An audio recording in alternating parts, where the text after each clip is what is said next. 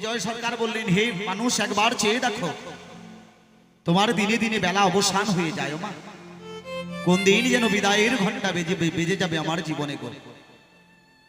সেদিন সম্বল হবে একমাত্র আমার, ভরসা হবে সেই অনাদিরাদি প্রাণ গোবিন্দের শ্রীচরণ। সময় থাকতে আমার গোবিন্দের নাম একবার বদনে নিতে পারলাম না, সেই জায়গায় দাঁড়িয়ে ভাবুক কবি বিজয় সরকারের গাওয়া গান গেয়ে শোনায়। কি বলছে গানের ভাষায়? ও মন ভোলা রে,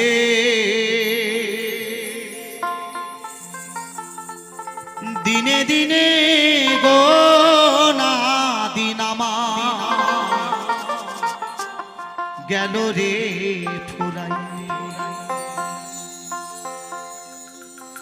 বড় মায়ার বসে ভোগী বিলাসে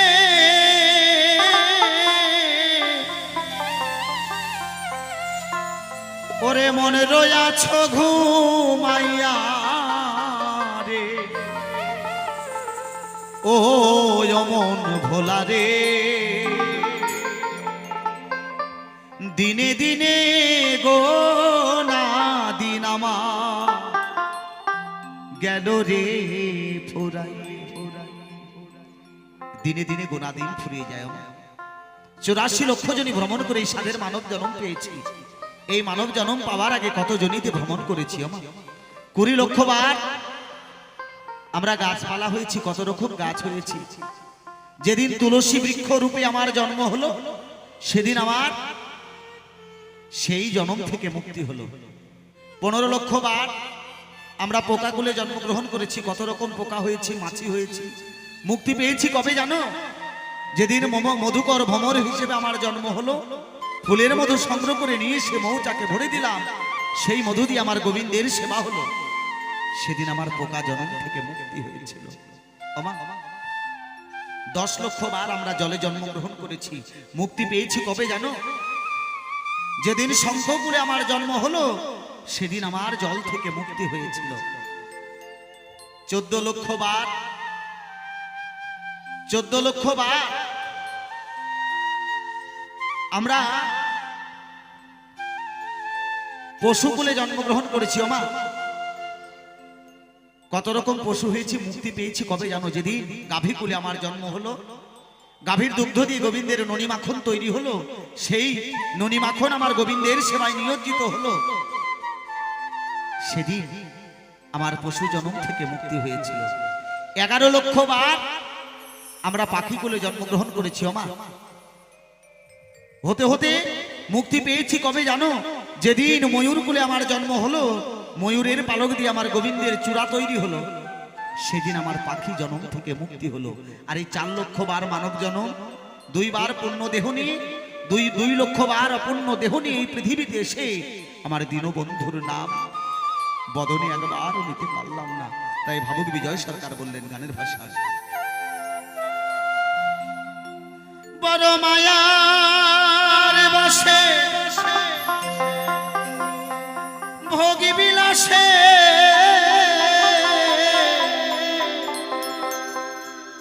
ওরে মন রয়াছি ঘুমাইয়া রে।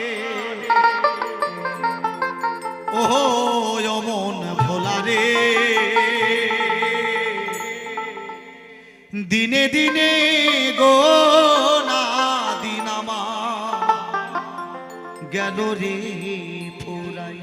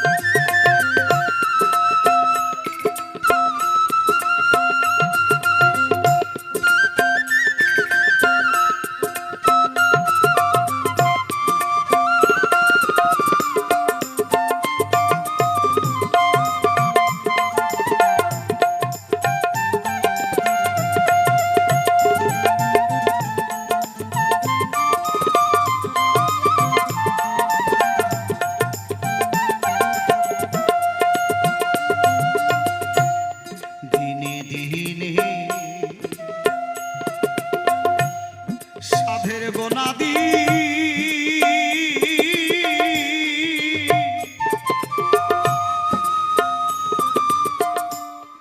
ওরে আমার হলো অবসান একদিন করলাম না বসে ওরে দয়াল দিন বন্ধুর না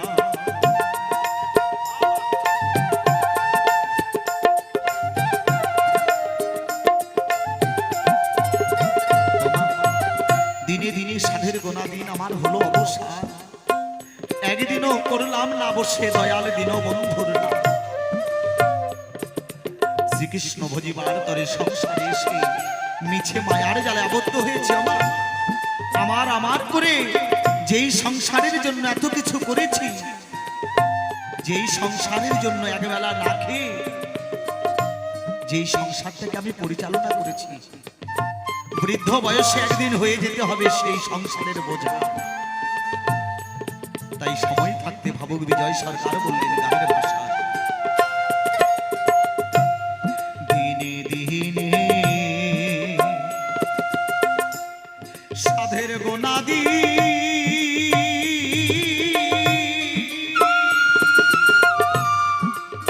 ওরে আমার হলো অবসান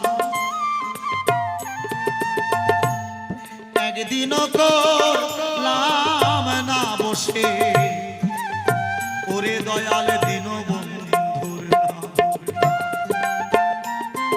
আমি কি ধন লইয়া যাব পারে রে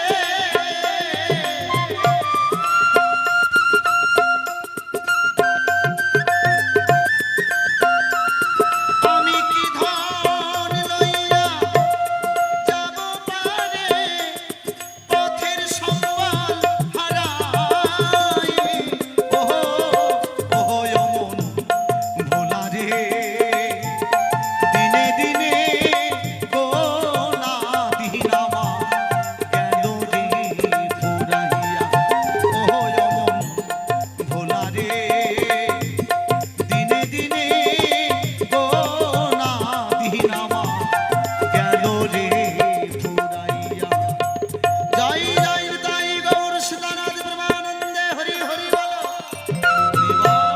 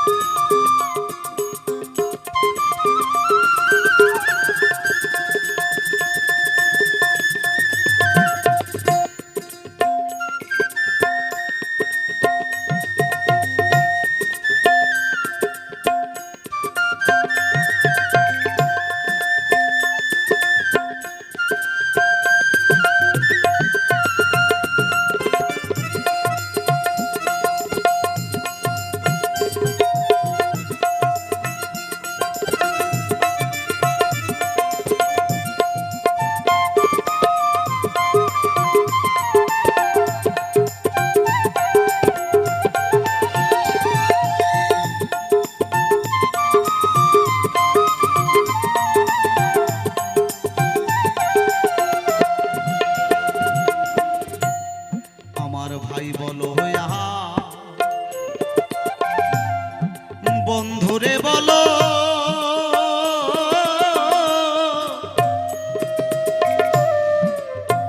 এইভাবে কেউ তো কারোর নয় আমায় অসময় নিদানের কালে ওরে বান্ধব সবাই ফাঁকি দেয়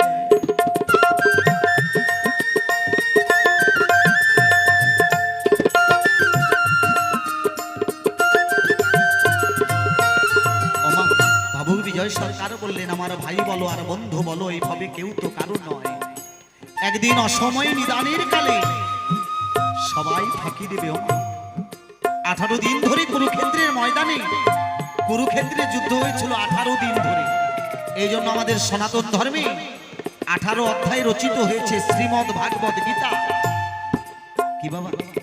18 অধ্যায় রচিত আমাদের সনাতন ধর্মের শ্রীমদ্ ভাগবত গীতা। এর মধ্যে একটা ছোট্ট কথা আমি বলে যেতে চাই। অর্জুন যখন যুদ্ধ করতে যুদ্ধের ময়দানে যায়, ধনুর্বাণ হাতে নিয়েছে। অর্জুনের রথের সারথি হচ্ছে আমার ভগবান শ্রীকৃষ্ণ, যিনি সর্বকারণের কারণ। ওমা, অর্জুনের রথের সারথি ভগবান শ্রীকৃষ্ণ। অর্জুনকে ডেকে ডেকে বলছে, অর্জুন তুমি যুদ্ধ করো। অর্জুন দুই নয়নের জলে ভাসছে, আর ডেকে ডেকে বলছে, হে সখা, আজ আমি যাদের সঙ্গে যুদ্ধ করব তারা তো সবাই আমার আপন, আমার দ্বারাই সম্ভব হবে না। ভগবান শ্রীকৃষ্ণ ডেকে ডেকে বলে, অর্জুন তুমি একবার মনে মনে চিন্তা করো, এসেছো একা, যেতে হবে একা, মাঝে মায়ার অভিনয়। এই যে কিছুটা সময় আমরা মায়ার অভিনয় করছি, এই মায়ার পাশ কেটে একদিন তোমাকে আবার সেই একা ফিরে যেতে হবে। কথাটা কেন বললাম? 18 দিন ধরে কুরুক্ষেত্রের ময়দানে যুদ্ধ করতে অর্জুনকে ভগবান শ্রীকৃষ্ণ বুদ্ধি জগিয়েছে। যিনি স্বয়ং এই বিশ্ব ব্রহ্মাণ্ডের মালিক, অর্জুনকে বিশ্বরূপ পর্যন্ত দেখিয়েছেন কি মাতাই না? তবু অর্জুন 18 দিন কুরুক্ষেত্রে যুদ্ধ করার পরে অর্জুনের সারা শরীরে রক্ত মাংস লেগে আছে। অর্জুন দুই নয়নের জলে ভাসে, আর অনাদি রাধে প্রাণ গোবিন্দকে ডেকে ডেকে বলছে, প্রভু আমি 18 দিন ধরে যে কুরুক্ষেত্রে ময়দানে যুদ্ধ করলাম, আমি কত সেনা নিধন করেছি, কত মানুষের প্রাণ নিয়েছি, সারা শরীরে অর্জুনের রক্ত লেগে আছে। অর্জুন ডেকে ডেকে বলছে, প্রভু আমি শুনতে পাই সবচাইতে বড় পাপী যদি একবার গঙ্গা স্নানে যায়, একবার গঙ্গা স্নান করলে নাকি তার সকল পাপ ধৌত হয় গঙ্গার জলে। প্রভু আপনি আমার একটা মনের আশা, আমি 18 দিন কুরুক্ষেত্রে যুদ্ধ করে যত পাপ করেছি, এই পাপ ধৌত করতে আমি একটু গঙ্গা স্নানে যেতে চাই। ভগবান শ্রীকৃষ্ণ ডেকে ডেকে বলছে, অর্জুন তুমি গঙ্গা স্নানে যাবে, আচ্ছা আমি তোমার এই আশাও পূর্ণ করব। অর্জুনকে রথে বসায়ে ভগবান শ্রীকৃষ্ণ আমার অর্জুনকে গঙ্গা স্নানে নিয়ে যায়। কিছু দূর যাওয়ার পরে অর্জুন কে ডেকে ভগবান শ্রীকৃষ্ণ বলছে, অর্জুন তুমি যেমন 18 দিন ধরে যুদ্ধ করতে করতে যেমন ক্লান্ত হয়ে গেছো, এই যে আমার সঙ্গে যে রথের দুইটো ঘোড়া ছিল, এই ঘোড়া দুটো বড় ক্লান্ত হয়ে গেছে। তুমি একটা কাজ করো, তুমি এই বৃক্ষের নিচে বসে থাকো, আর আমি ঘোড়া দুটোকে জল খাইয়ে নিয়ে এসে আবার তোমাকে গঙ্গা স্নানে নিয়ে যাবো। তোমার কথাটা কোন জায়গায় শুনুন। অর্জুনকে রথে বসিয়ে ভগবান শ্রীকৃষ্ণ কি কর্ম করিল, ওই ঘোড়া দুটোকে নিয়ে অনাদিরাদি প্রাণ গোবিন্দ আমার জল খাওয়াতে গেল।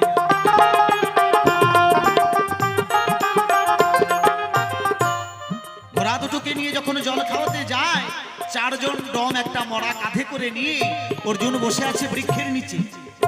4 জন ডম একটা মরা কাঁধে করে নিয়ে বলো হরি হরি বল, বলো হরি হরি বল করতে করতে ওই শ্মশানে নিয়ে যাচ্ছে। আর দেখছে গাছের নিচে অর্জুন রথের মধ্যে বসে আছে। যেই অর্জুনকে দেখতে পেয়েছে, ওই 4 জন ডম ডেকে ডেকে বলে, দাদা আপনি তো এখানে বসে আছেন, আপনি আমাদের একটা উপকার করবেন। বলছে কি? বলে আমরা এই মরাটাকে শ্মশানে নিয়ে যাব দাহ করতে। আমাদের কাছে কোনো কাষ্ঠ নয়, আর কাঠ যদি না থাকে তাহলে আমরা দাহ করব কেমন করে?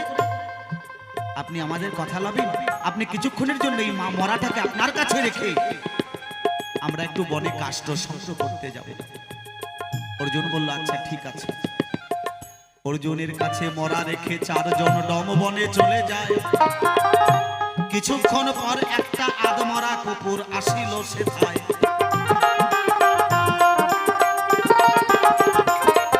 আদমরা কুকুর অনেকদিন থেকে কিছু খায় নাই, ক্ষুধার জ্বালায় ছটফট করছে সেই কুকুর। যে মরাটাকে সম্মুখে দেখেছে, এই শ্মশানে যদি একটা মানুষ মারা যায়, সেই মানুষটাকে যদি ফেলে দিয়ে চলে যায়, অনেক সময় শিয়াল কুকুরে টেনে টেনে খায়, তাই না? কুকুর মনে মনে চিন্তা করলো, আজকে হয়তো আমার এই মরাটাকে খেয়ে আমার ক্ষুধা নিবারণ করব। অর্জুন এই অপরূপ লীলা করছে দর্শন। একবার ওই আদমরা কুকুর ওই মরাটার মুখের মধ্যে নাক দিয়ে গন্ধ শুকছে, একবার হাতের মধ্যে নাক দিয়ে গন্ধ শুকছে, একবার পায়ের মধ্যে নাক দিয়ে গন্ধ শুকছে, আর 2 নয়নের জলে ভাসছে। দূর থেকে একটা সবল কুকুর দেখতে পায় যে আত্মনা কুকুর জীবনে কোনোদিন এত ক্ষুধার্ত, তবুও তুমি কিছু খাচ্ছ না, আর না খেয়ে একবার মরাটাকে মুখের মধ্যে নাক দিয়ে গন্ধ শুকছো, একবার পায়ের মধ্যে নাক দিয়ে গন্ধ শুকছো, একবার হাতের মধ্যে নাক দিয়ে গন্ধ শুকছো। ও ভাই, তাড়াতাড়ি করে মরাটাকে খা, আর তা যদি না খাবি তাহলে ওই 4 জন দম চলে আসলে তোর আর খাওয়া হবে না। আদমরা কুকুর দুই নয়নের জলে ভাসছে, আর সবল কুকুর কেটে কেটে বলছে, ভাই আমি ক্ষুধার্ত ঠিকই, মনে করেছিলাম কিছুদিনের জন্য আমার ক্ষুধা নিবারণ হবে আজকে এই বস্তুকে খেয়ে, কিন্তু এই নরাধম ব্যক্তির মুখে নাক দিয়ে গন্ধ শুকে আমি বুঝতে পারলাম এই নরাধম ব্যক্তি যতদিন পৃথিবীতে বেঁচে ছিল এই মুখ দিয়ে কোনোদিন কৃষ্ণ নাম করে নাই, কৃষ্ণ কথা বলে নাই। আচ্ছা ভাই, বলতে পারিস যেই মুখে কৃষ্ণ নাম নাই, যে মুখে কৃষ্ণ কথা নাই, তার মুখটা আমি কেমন করে খাই? বলে বাহ, তাহলে একটা কাজ কর, তার হাত দুটোকে খা। বলে হাত দুটোর গন্ধ শুকে যে আমরা বুঝতে পারলাম এই নরাধম ব্যক্তি যতদিন পৃথিবীতে বেঁচে ছিল এই দুটো হাত দিয়ে কোনোদিন কোনো সৎকর্ম করে নাই, তাই তো আমার হাত দুটো খাওয়া হলো। বলে তাহলে পা দুটো খা। বলে ভাই, পা দুটোর গন্ধ শুকে আমি যা বুঝতে পারলাম এই নরাধম ব্যক্তি যতদিন বেঁচে ছিল এই পা দিয়ে কোনোদিন কোনো সাধু সঙ্গী কোনো মধুর বৃন্দাবনে যায় নাই। বলতে পারিস ভাই এই পা দুটো আমি কেমন করে খাই? অর্জুন এই অপরূপ লীলা করিয়া দর্শন দুই নয়নের জলে ভাসছে আমার। সবল কুকুর ডেকে ডেকে বলছে, বাহ, তাহলে একটা কাজ করে, যে রথের মধ্যে যিনি বসে আছে তিনি 18 দিন ধরে যুদ্ধ করেছে, তার শরীরে অনেক রক্ত মাংস লেগে আছে, সেই রক্ত মাংসগুলোকে গিয়ে চেটে চেটে খা। ওই আদমারা কুকুর অর্জুনের সম্মুখে এসে অর্জুনকে চতুর্দিক দিয়ে প্রদক্ষিণ করছে, আর দুই নয়নের জলে ভাসছে গন্ধ সুখে। সবল কুকুরকে ডেকে ডেকে বলছে, এই নরাধম ব্যক্তিকে আমি খেতে পারবো না, ইনার গন্ধ সুখে যে আমি বুঝতে পারলাম ইনি তো নিজের প্রভুকেই চিনতে পারে না। 18 দিন ধরে কুরুক্ষেত্রে যুদ্ধে ছিল, ইনার রথের সারথি হচ্ছে ভগবান শ্রীকৃষ্ণ, যিনি সর্বকারণের কারণ। 18 দিন ধরে নিজের প্রভুকেই যিনি চিনতে পারে নাই, তাকে আমি কেমন করে খাই? বলছে, ও অর্জুন বুঝতে পারলেন মা, স্বয়ং গোবিন্দ যার কাছে আমরা সদা সর্বদাই জানতে পাই নারায়ণের চরণ থেকে গঙ্গার উৎপন্ন। কি বাবা, তাই না? স্বয়ং নারায়ণ যার কাছে সদা সর্বদাই আছে, তার আবার কিসের গঙ্গা স্নান? তাই তুই হরিনাম কৃষ্ণ নাম গাইতে গাইতে জীবের যদি নয়নে এক ফোঁটা অশ্রু নির্গৃহীত না হয়, সেই নামের কোনো ক্রিয়া হয় না। তাই গানের ভাষায় ভাবুক কবি বিজয় সরকার বললেন, জয় জয় তাই গৌর সীতারাম প্রেমানন্দে হরি হরি বল।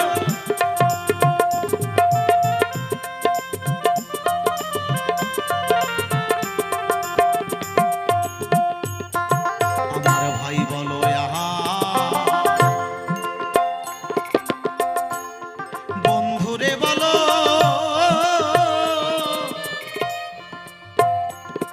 এইভাবে কেউ তো কারোর নয়,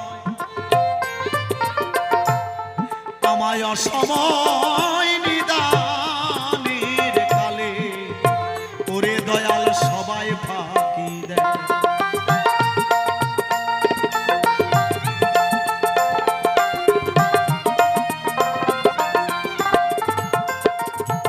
আমার ভাই বলো আহা, বন্ধুরে বলো এইভাবে কেউ তো কারোর নয়, আমায় অসময় নিদানের কালে ওরে দয়াল সবাই ফাঁকি দেয়। যা কিছু মোর ছিল হাতে রে,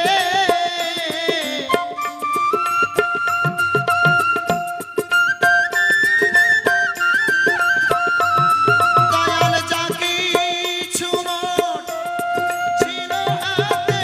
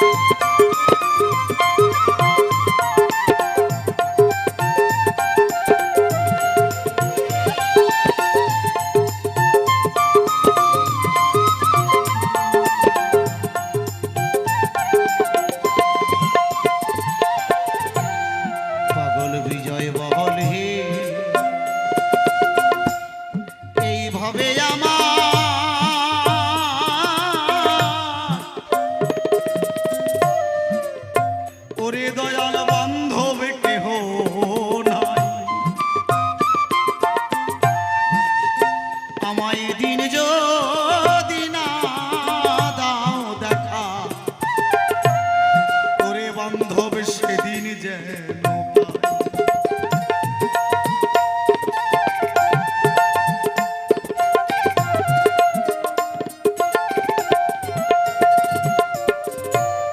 ভাবুক কবি বিজয় সরকার বললেন, এইভাবে আমার বান্ধব কেহ নাই ও মা।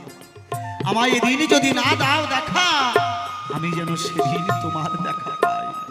তাই গানের ভাষায় কি বলছে, পাগল বিজয় বলে এইভাবে আমার